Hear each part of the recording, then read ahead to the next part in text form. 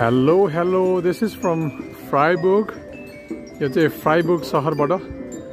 र हामीले यहाँ हेर्यो भने चाहिँ यहाँनिर स्ट्रिट म्युजिक्सहरू बजाइरहनु भएको छ साइडमा र यहाँ पनि जर्मनको यो ट्राम्सहरू हामीले देख्न सक्छौं र डिफ्रेन्ट थरीको ट्राम्सहरू हामीले यहाँ देख्न सक्छौं यो रातिको समय छ भर्खरै अहिले 7:30 बजेको अवस्था उ त्यो झिलिमिली भएको त्यो बिल्डिङ चाहिँ एउटा युनिभर्सिटीको फ्राइबुर्ग युनिभर्सिटीको लाइब्रेरी हो र यहाँनिर तपाईले देख्न सक्नुहुन्छ यो पाथहरू सबै ट्राम्सहरू हिड्ने डिफ्रेन्ट थरीको ट्राम्सहरू र भर्खर अर्को ट्राम पनि यहाँबाट आइरहेको अवस्था छ सो एकदमै इन्ट्रेस्टिङ एकदमै रमाइलो क्रिसमसको तयारीहरू हुँदैछ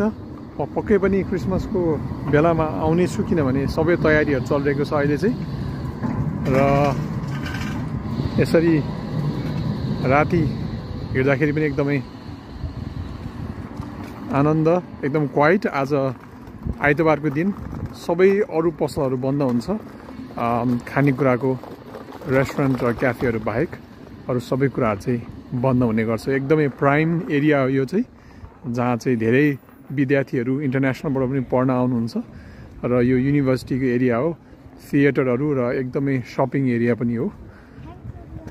यस्तो छ तपाईलाई कस्तो लाग्यो कमेन्ट गर्नु होला र लाइक हान्न नबिर्सिनु होला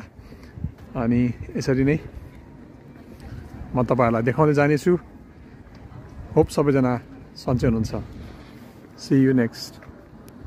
टाइम